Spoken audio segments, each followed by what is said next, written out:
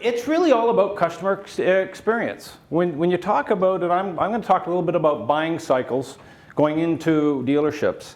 My background, very quickly, I was a leasing guy when I first started, got in the leasing business.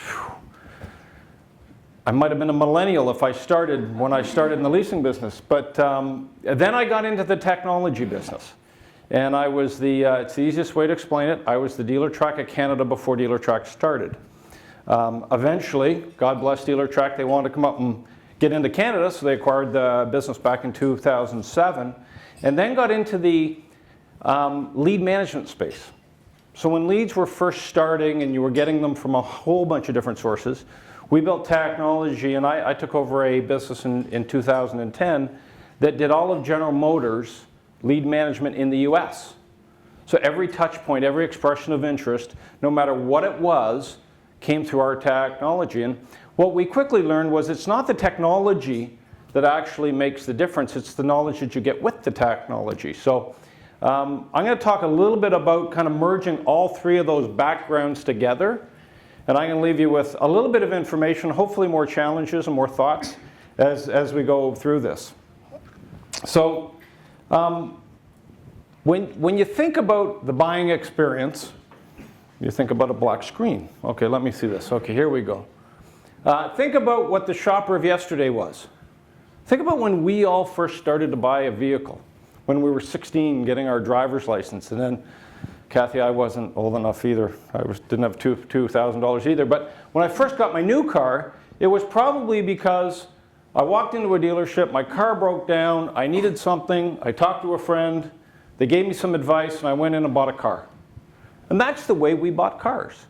And fundamentally, the auto dealer business today is still designed around that process. It's still designed around that. When we know that today's purchasing is different, right? It's completely different. You know that there's more information out there today than ever. And I would say 24 touch points before they buy a vehicle, could be more. And I think that doesn't matter what age you are today. Right? You start, and it could be third-party websites, the OEM site, the dealer site. It could be social media. It could be radio, TV, the good old TV ads. But you're still getting information from a whole bunch of different touch points. And the reality is that your purchasing process has been blown apart. Right? Dealers struggle with this. OEMs struggle with this. They don't know where their consumers are going and where they're actually coming from. It could be from a mobile site to an OEM website to an online video to a TV ad and then into the dealership. They don't know, they can't measure it. They're struggling with it. Right? What we do know is that consumers are visiting less dealerships today than they used to. That's a J.D. Power number. Now, I don't personally agree with that. I think it's closer, maybe a little over 2 still. But I know it's not going up. So the question is for a dealer, who are our customers, being auto financiers, right? How do they make sure they don't lose before the game even starts? If they're not online and they don't know how to get that digital front door and have that client get into that digital front door so that they could get into their physical front door, they've already lost. And they don't know it. Right? It's one of the reasons I believe that you're getting these big dealer groups. Like Mike Jackson loves to talk about this. And he loves to scare dealer principals. And says you'll never be able to play in this space because it takes $500 million worth of IT. I don't agree with that. Right? I personally think that the digital world represents a lot of what the old world used to look like.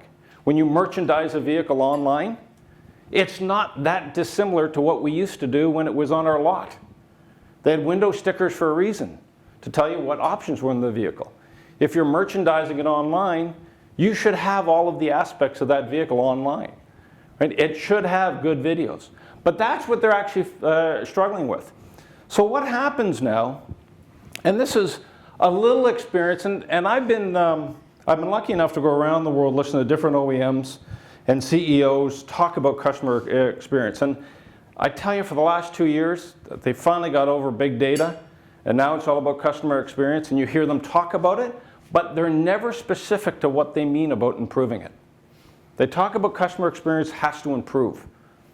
But not one has actually said what they're doing to make it different. Some of them talk about the goggles and about making that a little bit different. But this is basically the current buying experience, where you go online, you find out some information, you make your first contact, maybe with the dealer because you've learned, and all of a sudden you don't trust them. Why? Because you've gone on to the request a quote button, you've asked for a quote, and what do? They ask whether you're available Saturday morning. But they call it request a quote for a reason. They actually want a quote. And dealers struggle with that. I can tell you after processing over 150 million leads, and we have a great white paper on it, that if a dealer provides a price, they'll close at a higher rate.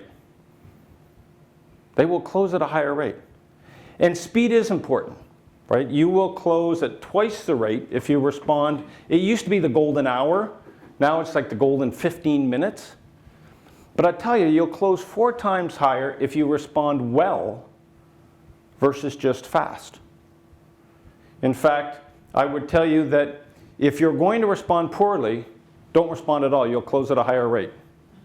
People actually think that you just lost it. Right? And that's statistically proven. So there's an area that needs to improve there. Now what you'll find out, at least I think, being back in the auto finance business after being out of it for a number of years, is that we're never going to manage all of this. We're never going to change everything. But there are aspects as lenders that I think we need to actually focus on. One is to help dealerships understand how to respond well and actually provide them with data and tools that get moved upstream, and I'll actually chat about that. And more importantly, help dealers understand that negotiation has to be transparent. I think TrueCar has got the acknowledgement that they have because the dealer just doesn't want to be transparent. Why don't you want to be transparent? Because you lose control. Right? When you have all the information, you control things. When you're transparent, you provide it, you lose that control. I think dealers will pick it up, and I think that they're starting to pick it up slowly. And I think once that happens, that whole buying process is going to improve dramatically. And then ultimately, as lenders, I think it's our job to help dealers retain customers and improve that customer experience. Now, you've got the likes of an Auto Alert in the industry that's trying to help dealerships understand equity. Well, you have that data. You know when that opportunity exists. Dealerships today know. It was a great example a couple of weeks ago. A gentleman went in to get an oil change on a 2015 Suburban Yukon.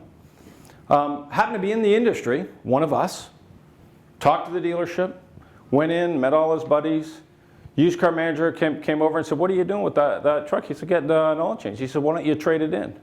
And he laughed. He had 72, this is Canadian again, 1,000 kilometers on a 2-year-old vehicle.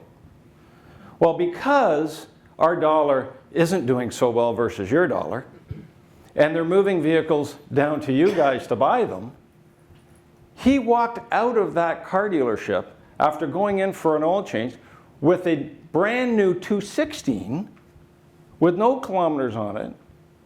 He got a 72-month loan again, $18 a month cheaper. That by accident. Well, that shouldn't happen.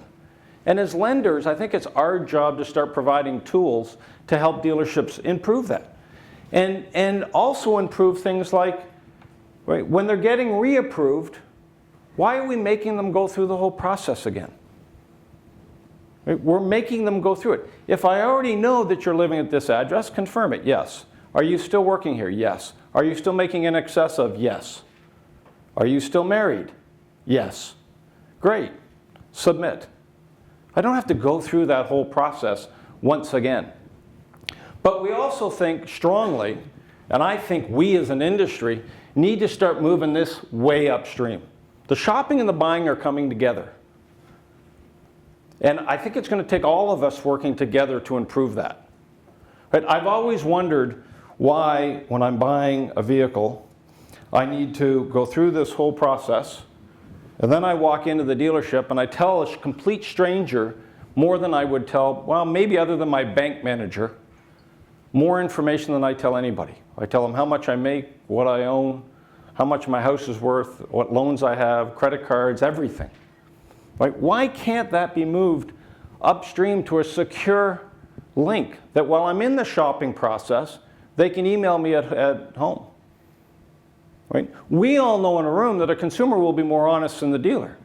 God bless them, if there's any in the room. Right? They will actually tell you they've worked somewhere for 3.5 years, not 4, because your policy is if it's less than 4, you have to get the previous employment. They'll actually tell you that. So why are we not providing that secure link back up to them way earlier in the process? Give the dealership enough information that if there's more information required, TDSR is too high, or they may need a co-signer, they can still know information that'll help them get approved. But they don't have to know that personal details that you need to expose to a complete stranger that happens to be maybe the sister of somebody that's on your child's soccer team. Right? Parent, sister, not sister. But to me, and when you talk about this, to me these sessions aren't about today. They're really about what's coming down the line. And I think it's comical, having been a lender and then in the technology space, and I've just, our business, it's funny enough, as a technology company, we just became Chrysler's captive finance company for leasing in Canada, because unlike you, our banks can't lease. And I look at it and I think, okay, down the road, what are the challenges that we're going to be facing? Right? And I think it's a riot that we as lenders look at the manufacturers and think, they never thought Google would be in the building of car space. Right? But we don't ever think about anybody else getting in the finance space. And we think about some of the trends, and to me, one of the most obvious ones, autonomous cars. They're coming. I'm not sure, it was funny the other night, driving home, I had my wife and I have 3 daughters, and my wife says, I'll never let a car drive me around. And I kind of joked with her, and I said, yeah, because then there wouldn't be any accidents, and nobody would die. And when you think about it, you think, wow, Volvo's talked about in 2020 having no deaths. Well, I think that's ambitious. But still, when you get into a world where the cars are talking to each other. So how is this going to affect our time? Well, whether you know this or not, our vehicles are only used today 4% of the time. Right? The other 96% of the time, they sit somewhere. In a parking lot at work, in your driveway, in your garage, they sit somewhere. So how does autonomous driving affect that? Well, once you can get a car and it can move, ride sharing no longer means Uber.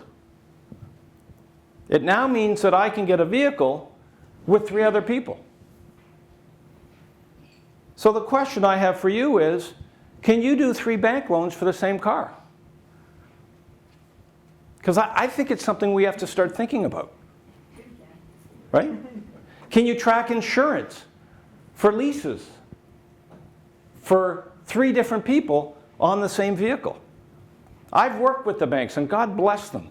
They move like runaway icebergs, right?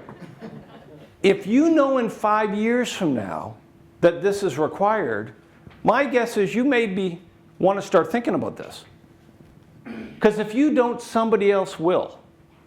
And they're going to figure this out quickly. Right? You are going to be credit approving more than one person. We already do it with a couple, either significant other, spouse, but now you've got 3 different people. We talk about insurance. Well, if Google makes the car, what aspect is Google going to insure versus the actual driver? Because if it gets stolen, Google's probably not going to pay for it, although one would hope they could find it. Right? But if it gets scratched, but now you've got Google insurance. Does that sound far-fetched? Probably not. I love talking about the $0 curve, and this isn't my theory, but I've heard it spoken about a number of different times. And it was funny, I was listening this morning, somebody said that they would pay extra to actually park and get somebody to reserve an actual parking spot. And I would tell you to think a little bit differently, is that they'll actually pay you to tell you where that parking spot is. So cars today and their sensors, think about the National Weather Center. They build $1 million buildings around North America to tell you what the weather's like. That vehicle can tell you the weather just as well. It can tell you if it's raining out, it can tell you the temperature out, it can tell you if it's icy out, it can tell you just about anything you want to know. How much do you think that would save them if they were connected there? Right? We talk about Google, we talk about Microsoft. What they really want you to do is to get into their ecosystem. When each of us use Google every year, or every day, or more than once a day, you're all worth about anywhere from $5,000 to $7,500 a year to Google in the way that you search and for the products that you buy. When they talk about autonomous driving, they're talking about now you've got more time to spend in that ecosystem. That ecosystem will in fact start paying you. And the $0 car is not that far-fetched. Because today the ecosystem is me and my phone. When that ecosystem now includes my vehicle, and now everything that I do can be included in this ecosystem, all of a sudden the world turns upside down. So people love to tell you where it's going to be in 10 years from now.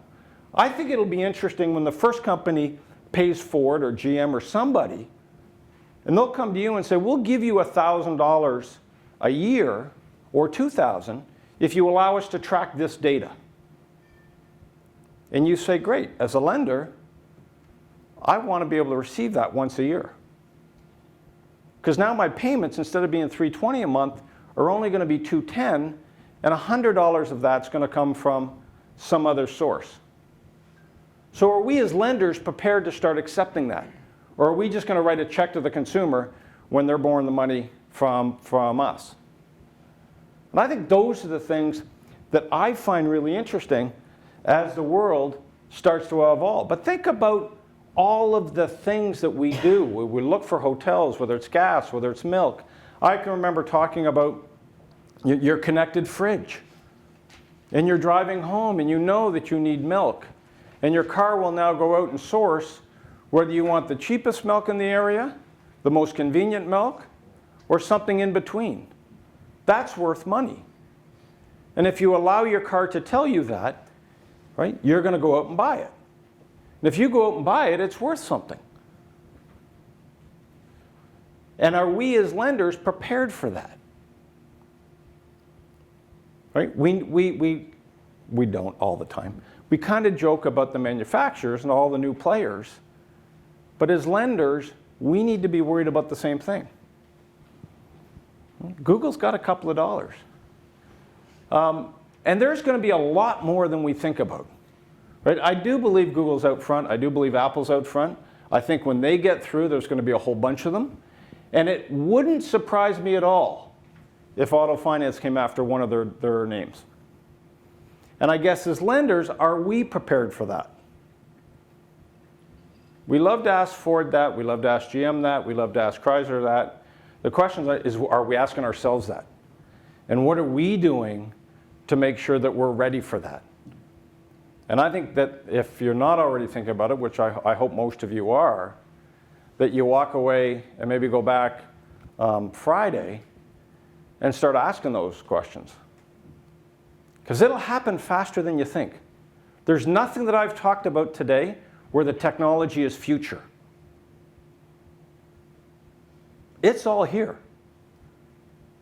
Not mass-produced yet, maybe not accepted yet, but it will. And it will in certainly, I hope, my lifetime, if not my kids' lifetime. And that's why I kind of think it might be fun to tee off on the first tee again, because I think the next 15 years in our industry is going to be just fascinating. When I go in and start negotiating cars and want to know how much they want to give me to drive a car, I think that's going to be pretty cool. And I don't think we're that far away from it.